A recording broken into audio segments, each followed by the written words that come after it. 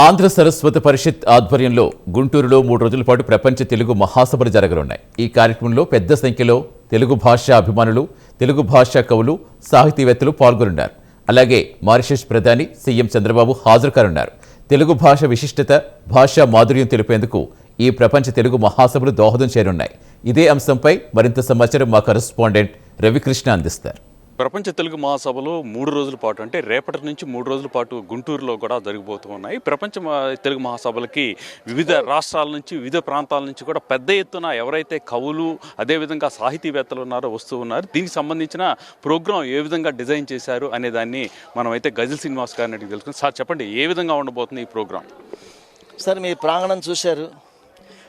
బహుశా నాకు తెలిసి ఒక తెలుగు మహాసభల్లో ఇంత పెద్ద ప్రాంగణము, ఇన్ని వేదికలు నాకు తెలిసి ఒక చోట ఇలా ఏర్పాటు చేస్తుంటారు నేను అనుకోను. మేము కూడా ఇంతకుముందు తెలుగు మహాసభలు చేశాము, కానీ ఈసారి ఇంకా చాలా విస్తృతంగా చేయాలి ఈ తెలుగు మహాసభలు అన్న ఉద్దేశంతో చాలా సంవత్సరం నుంచి కూడా నేను గుంటూరులోనే ఉండిపోయి ఇక్కడే ఒక ఫ్లాట్ తీసుకుని ఇక్కడ ఒక కమిటీని ఏర్పాటు చేసుకుని దీన్ని రూపకల్పన చేయడం జరిగింది. ముఖ్యంగా గుంటూరు హైవేలో ఏటుకూరు హైవేలో ఈ సత్యసాయి ప్రాంగణంలో సుమారుగా 30 ఎకరాల ప్రాంగణం, పార్కింగ్ కూడా 10 ఎకరాలు ఉంది వెనకాల, బొమ్మిడాల కృష్ణమూర్తి గారు. ఇంతకన్నా గొప్ప వేదిక తెలుగు మహాసభలు దొరుకుతుందని అనుకోలేదు.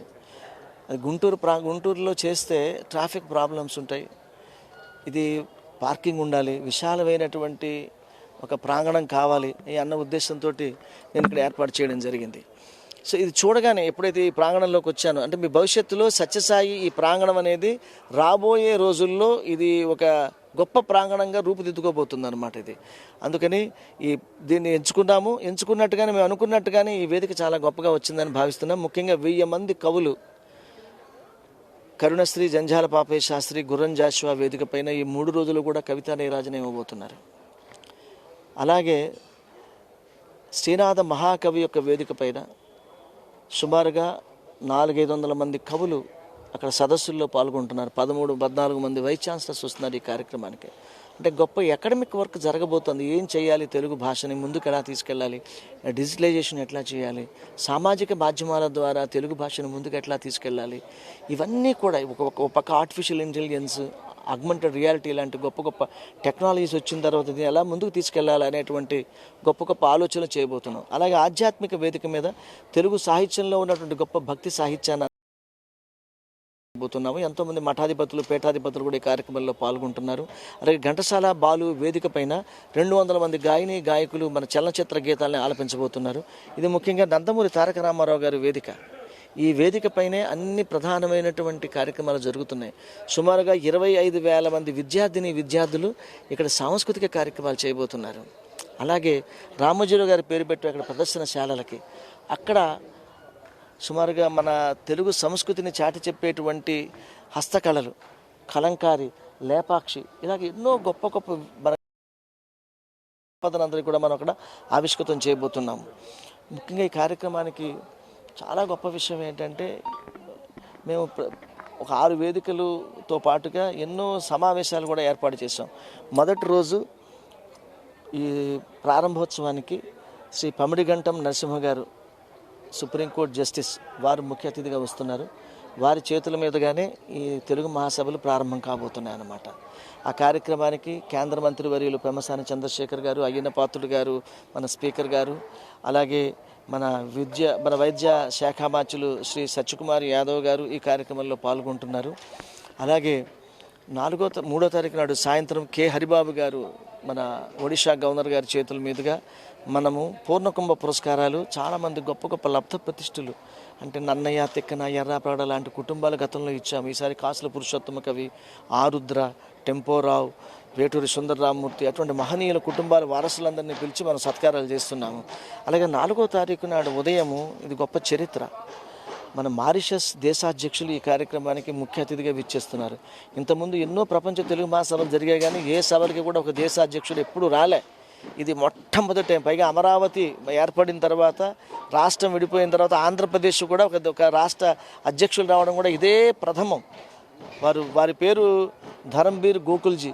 నేను వారితో వీడియో ఫోన్ కాల్ చేశాను అనమాట. వారు శ్రీనివాస్, నేను తప్పకుండా వస్తాను. ఎందుకంటే మాకు ఇక్కడ తెలుగు వారు చాలామంది ఉన్నారు, వారిని మేము చాలా బాగా చూసుకుంటాము. ఇక్కడే పుట్టిన వాళ్ళు ఉన్నారు కాబట్టి మాకు రావడం, మా మూలాలు అక్కడ ఉన్నాయి కాబట్టి మేము ఒకసారి ఆ మూలాలను స్పృశించాలి. కాబట్టి ఆ మట్టిని వాసన చూడడం కోసం నేను వస్తున్నానని చెప్పేసి ధరంబీర్ గోకుల్ గారు అన్నారు. వారిది గుజరాతీ మూలాలు అన్నమాట వారిది.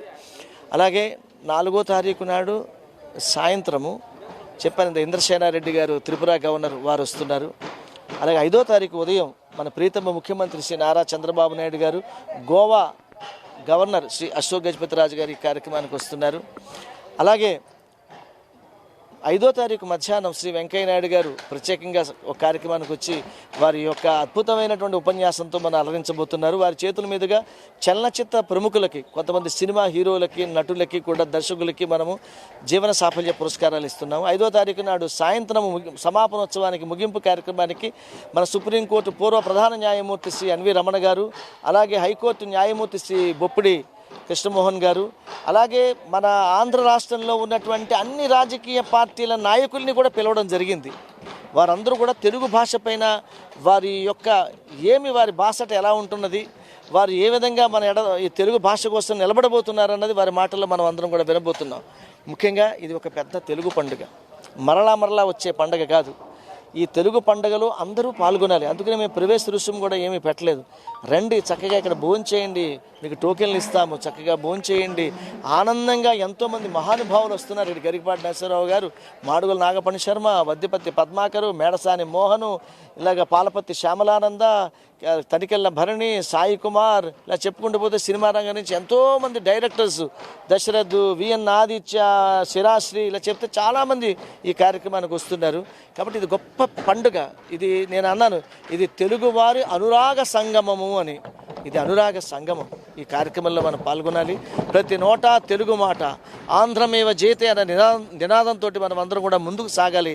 మిమ్మల్ని అందరినీ కూడా ఆహ్వానిస్తున్నాను ఆంధ్ర సారస్వత పరిషత్ అధ్యక్షుడిగా. ఇది మేము ప్రత్యేకంగా మేము రూపకల్పన చేసుకున్నటువంటి ప్రపంచ తెలుగు మహాసభలు ఇప్పుడు 2026లో ఇక్కడ జరగబోతున్నాయి. అతి త్వరలో మరలా ఎక్కడ జరగబోతున్నాయో కూడా రేపు వేదిక మీద కూడా ప్రకటన చేస్తాం. సార్, ఇప్పుడు చెప్పండి, తెలుగు భాష అనేది మెల్లమెల్లగా కూడా అంతరించిపోతున్నటువంటి పరిస్థితి ఉంది. ఇప్పుడు ఉన్నటువంటి యువత అంతా కూడా వాళ్ళ ఉద్యోగానికి సంబంధించి అంతా కూడా ఇంగ్లీష్ భాషను ఎక్కువగా కూడా ప్రేమిస్తున్నటువంటి సందర్భం. అటువంటి సందర్భంలో ఈ తెలుగు భాష కార్యక్రమాలను ఏర్పాటు చేయడం వల్ల వాళ్ళు ఏ విధమైనటువంటి ఈ పాజిటివ్ ఎనర్జీని తీసుకురాబోతున్నారు? నేను నిన్ననే ఫేస్బుక్లో పెట్టాను సార్ ఒక పోస్ట్. ఆంగ్ల భాష బ్రతకడానికి, ఆంధ్ర భాష జీవించడానికి అన్నాను. డెఫినెట్గా మీరు ఇందాక అన్నమాట కరెక్ట్. తెలుగు భాష వల్ల ఏం ఉద్యోగాలు వస్తాయి? ఏమైనా నీకు తెలుగు వచ్చా, రా నీకు సాఫ్ట్వేర్ ఉద్యోగం ఇస్తాను ఎవడన్నా అంటాడా? ప్రతి తల్లి బిడ్డ అందరూ కూడా ఇవాళ నా బిడ్డను కూడా నేను ఉద్యోగం చేసుకోవడమే కోసం సార్ చదివించింది. మీరు చెప్పిన మాట చాలా కరెక్ట్. కానీ దానికి మించి ఇప్పుడు నేను ఇంగ్లీష్లో మాట్లాడుతూ ఉంటే మీరు తెలుగులో ట్రాన్స్లేట్ చేసుకుంటుంటారు. అనువాదం మన బ్రెయిన్ మనకు తెలియకుండానే అది అనువాదం చేసుకుంటుంది, డీకోడ్ చేసుకుంటూ ఉంటుంది. ముఖ్యంగా మనం దూలాల పట్టుకు వేలాడడం కాదు, మూలాల పట్టుకు వేలాడాలి. మన భారతీయ సంస్కృతిలో మన మన తెలుగు సాహిత్యంలో ఉన్నటువంటి ఎన్నో గొప్ప విషయాలు మనం గనక వాటిని తరచి చూసుకోకపోతే ఇవన్నీ కూడా కరుబరిగైపోతాయి. ఇవాళ మన దగ్గర ఉన్న వేదాలని, శాస్త్రాలని, వీటిలన్నిటినీ కూడా జర్మనీ వాడు పట్టుకెళ్ళి వాడు డీకోడ్ చేసుకుని బతుకుతున్నాడు. ఇవాళ మన తెలుగు భాష ఇవాళ మోదీ గారి నూతన విద్యా విధానంలో అంటే ఎన్నో గొప్ప రీసెర్చ్లు జరిగిన తర్వాత మాతృభాషలో విద్యా బోధన వల్ల చాలా మేలు జరుగుతుందని చెప్తున్నారు. ఇంకో విషయం కూడా మామూలుగా చెప్తాను మీకు. మా అబ్బాయి ఇంగ్లీష్ మీడియంలో చదువుకుంటే ఏమొస్తుందండి, తెలుగు మీడియంలో చదువుకుంటే ఏమొస్తుందంటే, అసలు నిజానికి ఇంగ్లీష్ భాష రావడానికి ఇంగ్లీష్ మీడియంలో ఒక ఇంగ్లీష్ సబ్జెక్టుగా చదువుకుంటే చాలు. తెలుగు మాధ్యమంలోనే చదవాలి అని అనడానికి అవసరం లే. తెలుగు భాష ఒక సబ్జెక్టుగా ఉంటే చాలు, అంతే కదా. కాబట్టి ఇది ఒక పెద్ద చర్చనీయాంశం. కానీ నేను అనేది ఏంటంటే చాదస్తం లేకుండా ఇది మాతృభాష. మన మాతృభాషని మనం కాపాడుకోవాల్సినటువంటి అవసరం ఉన్నది. దీని మన బాధ్యత. అంటే ఇప్పుడు ఏమవుతుందంటే సార్, నేను అట్లాంటా ఎయిర్పోర్ట్లో నా ఫ్లైట్ క్యాన్సిల్ అయిపోయి మొత్తం ఏ ఫ్లైట్లు లేక 18 గంటలు ఎయిర్పోర్ట్లో ఉన్నా. బిజినెస్ లాంజ్లో కూర్చున్నా, బయటకు వస్తున్నా ఫోన్ నా భార్యతో మాట్లాడుతున్నా. కానీ బయటకు వచ్చి ఎవరితోనే మాట్లాడదాం అంటే తెలుగు ఎవడు లేడే. ఒక్కడ తెలుగు తెలుగు 17 గంటల 20 నిమిషాలు నాకు ఎవడో కనిపించలే. కరెక్ట్గా 21వ నిమిషం, ఒరే టాయిలెట్లు ఎక్కడ ఉన్నారా, రే మరుగుదొడ్లు ఎక్కడ ఉన్నారా అన్నాడు ఎవడో. పరిగెత్తుకెళ్ళి, ఒరే నాయన నమస్తేరా బాబు, తెలుగోడు నమస్తే సార్, సిరిసిల్ల సార్ అన్నాడు. బతికిచ్చావురా బాబు, రా అని చెప్పి స్టార్ బక్స్ దగ్గర తీసుకెళ్ళి వాడితో కాఫీ తాగి. అంటే అరుదైన భాష ఎప్పుడైనా మనకు అరుదుగా అయిపోయింది అనుకోండి, ఆ రోదన మామూలుగా ఉండదు. 150 భాషల్లో పాడిన గాయకుడిని ఎంతోమంది నా దగ్గరకు వచ్చి, శ్రీనివాస్ గారు మా భాషకి కనుమరుగైపోతున్నట్టుంది, బహుశా మీరు పాడిన పాటే బహుశా మా భాషలో ఆఖరి పాట ఏమోనని కూడా అన్నవాళ్ళు కూడా ఉన్నారు. ఏదైనా కూడా సార్ మన రూట్స్, లైఫ్ ఈజ్ ఫ్రూట్స్ ఉండాలి కానీ రూట్స్ మర్చిపోకూడదు. ఆ రూట్సే మన మాతృభాష. అమ్మ మనకిచ్చిన ఆస్తి ఏంటి? ఏ బంగారమో నేలో ఇల్లు కాదు. అమ్మ నాలుక మీద భాష ఇచ్చింది, ఆ భాషని కడదాకా మోసుకెళ్ళాలి. అదే మేము కోరుకునేది, ఆర్ద్రంగా కోరుకుంటున్నాం.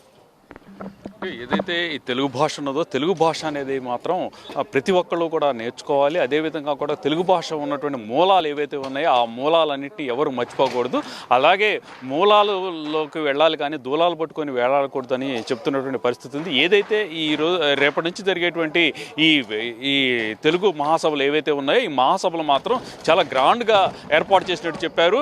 వివిధ ప్రాంతాల నుంచి కూడా ఒక 1000 మంది దాకా కూడా కవులు ఇక్కడ వచ్చి ఈ కార్యక్రమంలో పాల్గొంటారని, అదేవిధంగా కూడా తెలుగు భాషకు సంబంధించిన సారస్వతాన్ని ఇక్కడ ఆవిష్కరిస్తారని చెప్తున్నారు. అలాగే ప్రముఖ రాజకీయ నాయకులతో పాటుగా కూడా అన్ని రకాలుగా కూడా ఇక ప్రొఫెసర్స్ కానివ్వండి, అదేవిధంగా కూడా న్యాయమూర్తులు కూడా వచ్చి ఈ కార్యక్రమాన్ని జయప్రదం చేస్తారని తెలియజేస్తూ ఉన్నారు. అదేవిధంగా ఇక్కడికి వచ్చేటువంటి ఎవరైతే ఆసక్తి ఉన్నటువంటి వ్యక్తులు ఎవరైతే ఉన్నారో వాళ్ళకి ఎటువంటి రుసుము లేకుండా కూడా వాళ్ళకి ఫ్రీగా కూడా ఇక్కడ ప్రవేశం కల్పిస్తామని తెలియజేస్తున్న పరిస్థితి అయితే కనపడుతుంది. కెమెరా పర్సన్ లక్ష్మణ్తో రవికృష్ణ, ప్రైమ్ 9 న్యూస్, గుంటూరు నుంచి.